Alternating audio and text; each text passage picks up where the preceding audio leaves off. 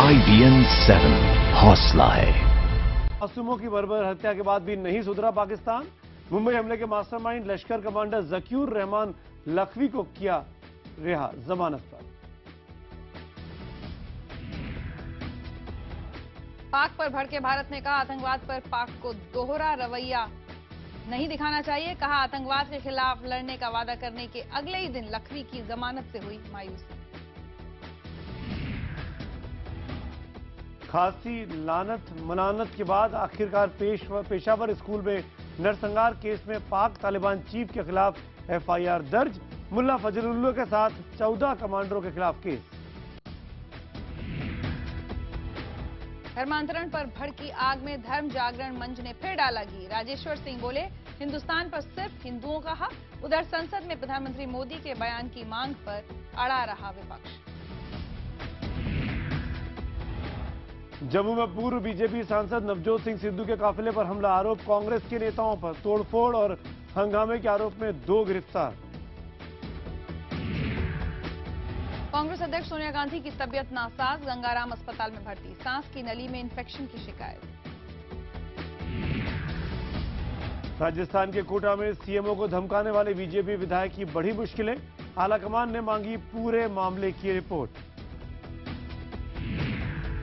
चंडीगढ़ की सुखना झील में बर्ड फ्लू से बतखों की मौत पर हड़कंप। झील को किया सील, पक्षियों को मारने का काम शुरू। तो हैदराबाद में स्वाइन फ्लू से 3 और ने दम तोड़ा।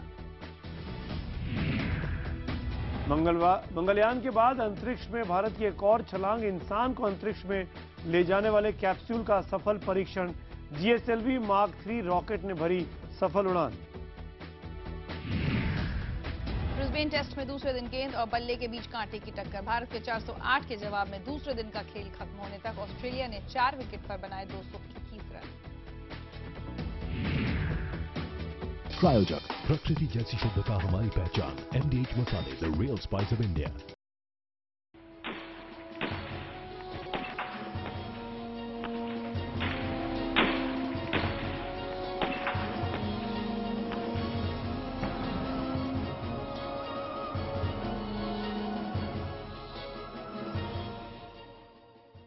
आतंकज़ादे। जी हां, अभी पेशावर में मासूम बच्चों का बर्बर कत्लेआम हुए 2 दिन ही बीते हैं। पूरा पाकिस्तान अभी अपने लाडलों की मौत का मातम मना ही रहा है।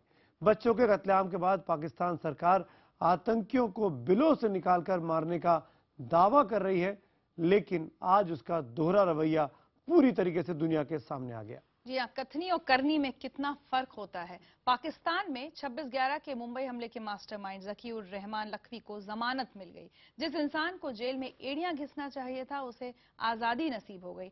आतंक के चाचा नाम से बदनाम लखवी लश्कर का वो कमांडर है जिसने 26/11 मुंबई हमले को अंजाम देने में हाफिज सईद के बाद सबसे अहम रोल निभाया था। अब वो हाफिज सईद की तरह आजाद घूमेगा और भारत को मुंह चिढ़ाएगा।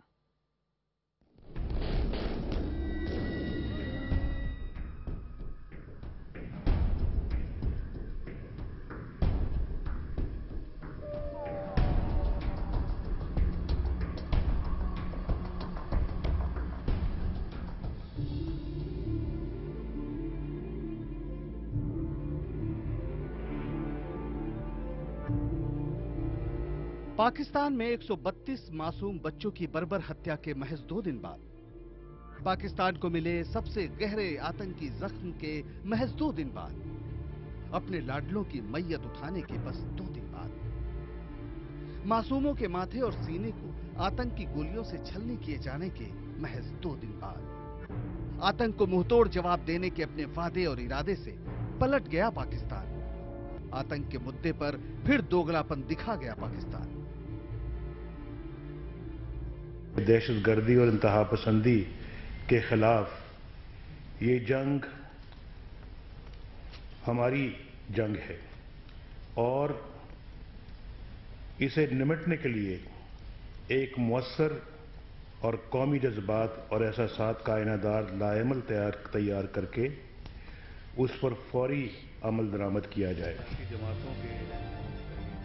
पेशावर के बच्चों का बदला लेने के लिए चुन चुन कर आतंकियों को खत्म करने के वादे और इरादे के अगले ही रोज पलट गए नवाज शरीफ।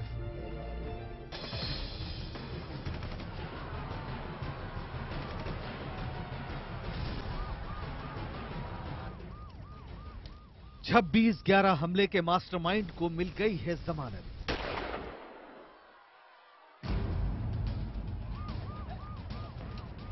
जेल से बाहर आ गया है भारत को दहलाने वाला खूंखार आतंकी ज़कीउर रहमान लखवी।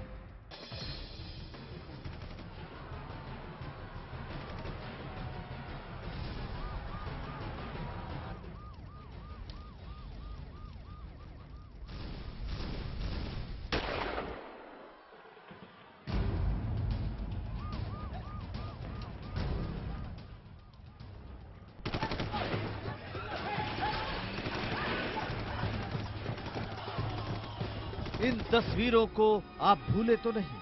26 नवंबर 2008 की ये खौफनाक तस्वीरें हर भारतीय के दिल में फूंक की तरह जज्ब है।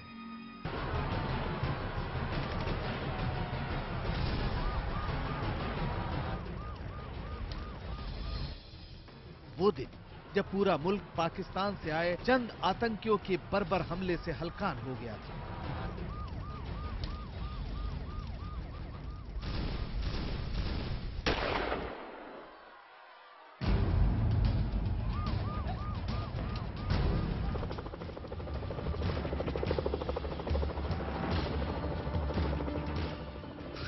देश के दिल पर यह गहरा घाव दिया था इस शख्स ने।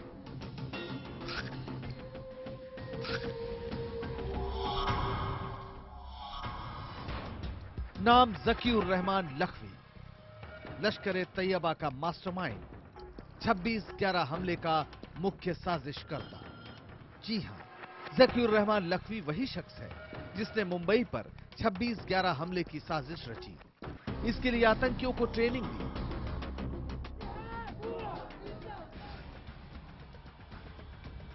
उन्हें भारत भेजा। इतना ही नहीं, हमले के दौरान मुंबई से मीलों दूर कराची के कंट्रोल रूम में बैठा लखवी टीवी देखकर आतंकियों को हमले करने के आदेश दे रहा था।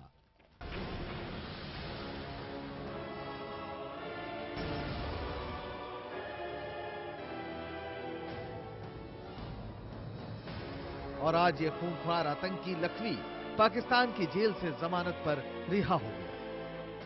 मुंबई की आतंकवादी वारदात के मुलजिम को बेल ग्रांट किया जाना, इसे मैं बहुत ही दुर्भाग्यपूर्ण मानता हूं।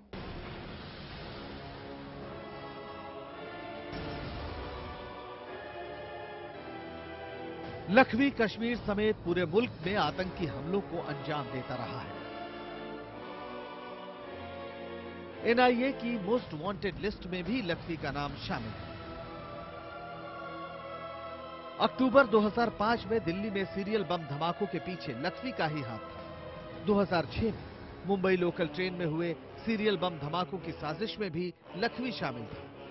2006 के बम धमाकों में 200 लोग मारे गए थे। देश को दहलाने वाले 2008 मुंबई हमले का मुख्य साजिशकर्ता था लखवी।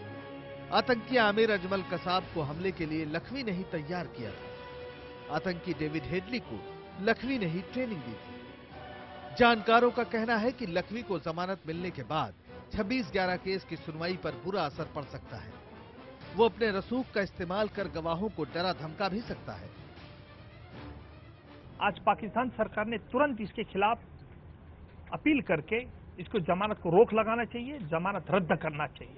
नहीं तो 26/11 की ट्रायल बहुत वीक हो जाएगी, मेरा मानना है। क्योंकि ज़कीउर रहमान ऐसा शख्स है कि जो पूरे बाकी की आरोपी के पर विटनेसेस पे एक अनुचित प्रभाव डाल के विटनेसेस होस्टाइल कर सकता है। जानकारों का कहना है कि लखवी को जेल से निकालने के प्लान को उसके वकीलों ने पूरी सोची समझी रणनीति के तहत अंजाम दिया है। पेशावर में हुए नरसंहार के बाद पाकिस्तान के वकील हड़ताल पर थे। इसी दौरान लखवी के वकीलों ने उसकी जमानत अर्जी कोर्ट में डाली। सुनवाई के दौरान किसी वकील के नहीं पहुंचने पर जज ने लखवी को जमानत दे दी। Grant of bail to Lakhvi will serve as a reassurance to terrorists who perpetuate heinous crimes. We call upon the government of Pakistan to immediately take steps to reverse this decision. हालांकि सूत्रों का कहना है कि पाकिस्तान के PMO ने इस फैसले पर ऐतराज जताया है और कहा है कि सरकार लखवी की जमानत के खिलाफ अपील करेगी। पाक पीएमओ इस मुद्दे पर चाहे जो दलील दे, कोर्ट के इस फैसले से साफ हो गया है कि पाकिस्तान आतंकवाद से निपटने को लेकर कितना गंभीर है। एक तरफ तो उसके पीएम समेत सभी राजनीतिक दल आतंकवाद के खिलाफ जंग का ऐलान करते हैं, तो दूसरी तरफ 26/11 जैसे खौफनाक हमले के मास्टरमाइंड को जमानत दे दी जाती है। Bureau report, IBN 7। और जिस लखवी को पाकिस्तान की अदालत ने, वो भी एंटी टेरर अदालत ने बेल दे दी, वो सर से लेकर पांव तक मासूमों के खून से सना है। देश पर हुए सबसे बड़े आतंकी हमले में उसका रोल बेहद अहम था। प्लानिंग से लेकर हमले तक लखवी हर वक्त पूरी साजिश में शामिल रहा। देखिए कैसे मुंबई हमले के दौरान लखवी अपने साथियों के साथ कराची के कमरे से कसाब और उसके साथियों को लगातार फोन पर निर्देश दे रहा था।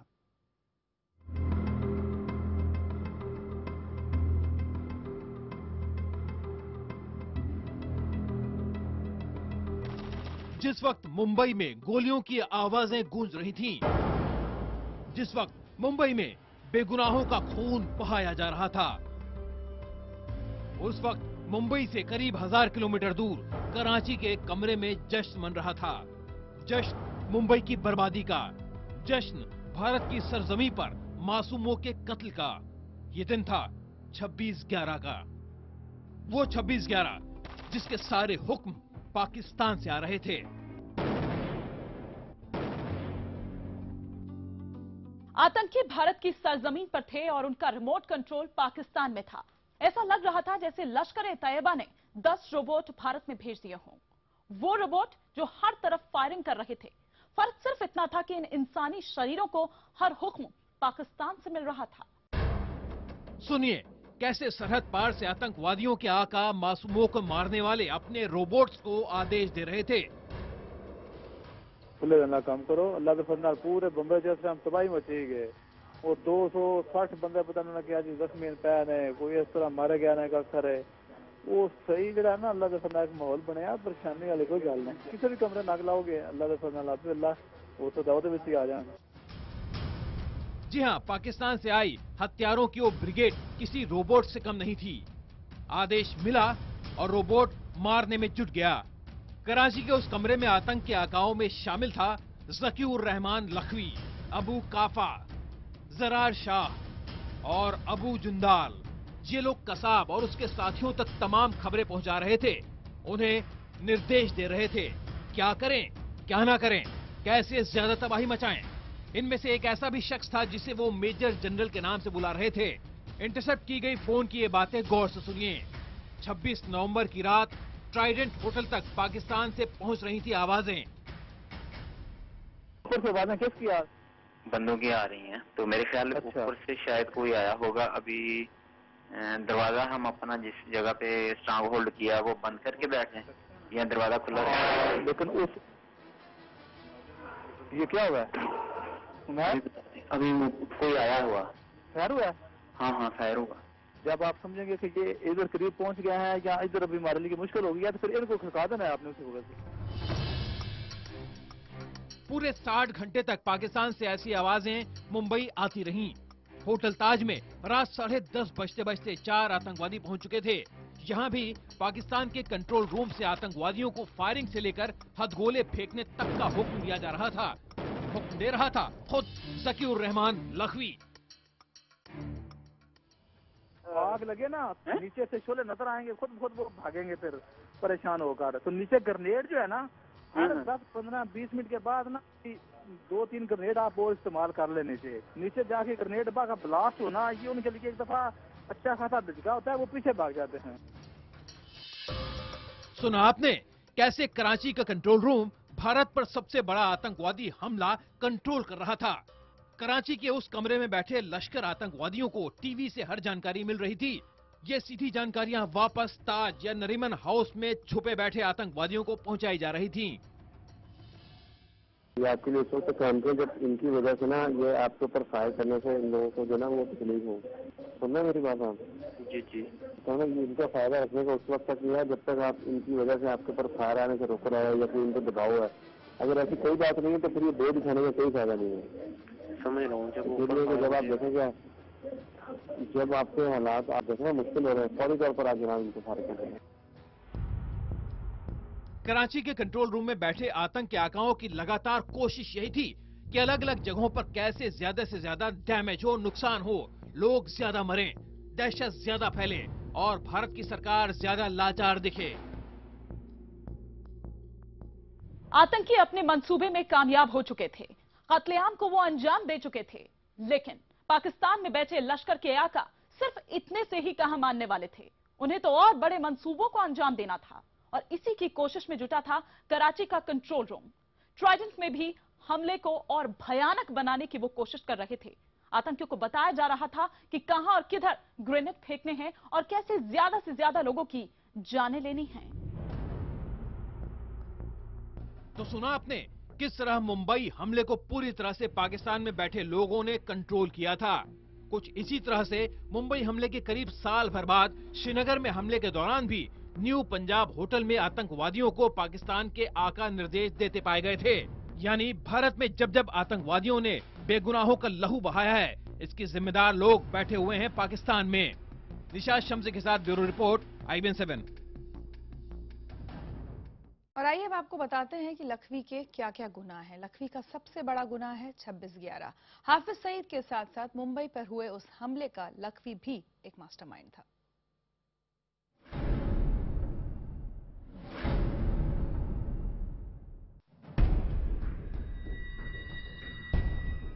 हाफिज सईद के साथ साथ जकीउर रहमान लखवी मुंबई हमले का मास्टरमाइंड है। 26/11 को अंजाम देने में लखवी का रोल बेहद अहम था। हाफिज ने हमले का प्लॉट तैयार किया था तो लखवी वो शख्स था जो कि हमले को अंजाम दिलाने से पहले की तैयारियों से लेकर हमले के दौरान आतंकियों को हर निर्देश देने तक में शामिल था। हमले के लिए आतंकियों को चुनने से लेकर कसाब और उसके साथियों को पूरी ट्रेनिंग उसके ही दिशा निर्देश में दिलाई गई। खुद कसाब ने भी अपने कबूलनामे में लखवी के रोल का जिक्र किया था। पाकिस्तान के मुताबिक भी जकीउर रहमान लखवी ही 26/11 मुंबई हमले का मास्टरमाइंड। 26/11 हमले की पहली बरसी के एक दिन पहले पाकिस्तान ने भारत और अमेरिका के दबाव में मुंबई के कुछ गुनहगारों पर फंदा कसा था। जिन 7 लोगों के खिलाफ चार्जशीट दाखिल की गई थी, उनमें सबसे अहम था जकीउर रहमान लखवी। पाकिस्तान ने लखवी को साजिश का सूत्रधार बताया था। मुंबई में कब, कहां और कैसे हमले को अंजाम देना है, इस पूरी प्लानिंग में लखवी शुरू से लेकर आखिरी वक्त तक शामिल रहा। उसकी देखरेख में ही हमले की जगह चुनी गई और फिर हमले के दौरान भी उसका रोल सबसे अहम तौर पर सामने आया।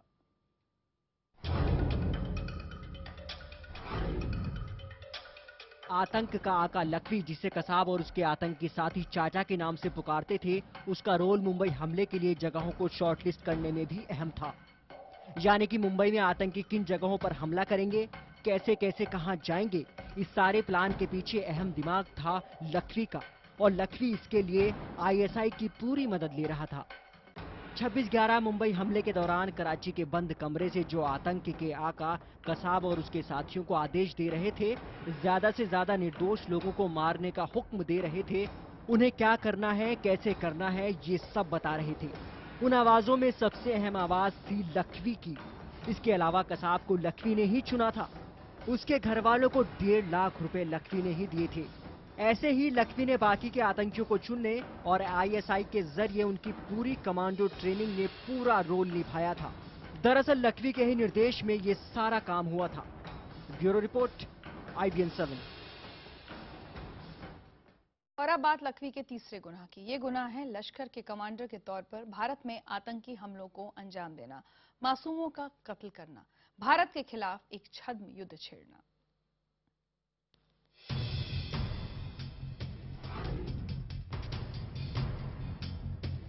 जकीउर-रहमान लखवी और चाचा नाम इसलिए क्योंकि हाफिज सईद के बाद लखवी ही लश्कर-ए-तैयबा की जिम्मेदारी संभाल रहा है। लखवी के गुनाहों की कहानी 2 दशक पहले से शुरू होती है। 90 के दशक में लखवी चेचेन्या, बोस्निया और इराक में जिहाद के नाम पर आतंक फैला रहा था। यहीं से हाफिज सईद की नजर लखवी पर पड़ी और हाफिज सईद ने लखवी को लश्कर-ए-तैयबा की जिम्मेदारी दे दी। फिलहाल लखवी ही लश्कर का मुखिया है। लखवी की साजिशों ने हिंदुस्तान को कई गहरे जख्म दिए हैं। माना जाता है कि कश्मीर में आतंकवाद फैलाने की शुरुआत लखवी ने ही की। पीओके में लखवी लश्कर के आतंकियों को ट्रेनिंग देने का काम करता था। लश्कर के आत्मघाती दस्तों की शुरुआत भी लखवी ने ही की थी। पीओके में नौजवानों को जिहाद के नाम पर बहला फुसलाकर लखवी ही उन्हें आतंकी ट्रेनिंग देता है। कुछ वक्त पहले अमेरिकी खुफिया एजेंसियों ने खुलासा किया था कि जेल में होने के बाद भी लखवी लश्कर की कमान संभाल रहा है। भारत में आतंकवाद के खूनी खेल के कई निशान लखवी तक पहुंचे हैं। हिंदुस्तानी जांच एजेंसी एनआईए की मोस्ट वांटेड लिस्ट में भी जकी उर रहमान लखवी का नाम शामिल है। Bureau report, IBN 7। और अब बात लखवी के चौथे गुनाह की। उसके गुनाह की ये कहानी 2006 से जुड़ी है, जब मुंबई की लोकल ट्रेनों में 7 सीरियल ब्लास्ट हुए थे, जिसमें 188 बेगुनाहों की जान चली गई थी। धमाकों की वो साजिश भी लखवी के इशारे पर ही रची गई थी।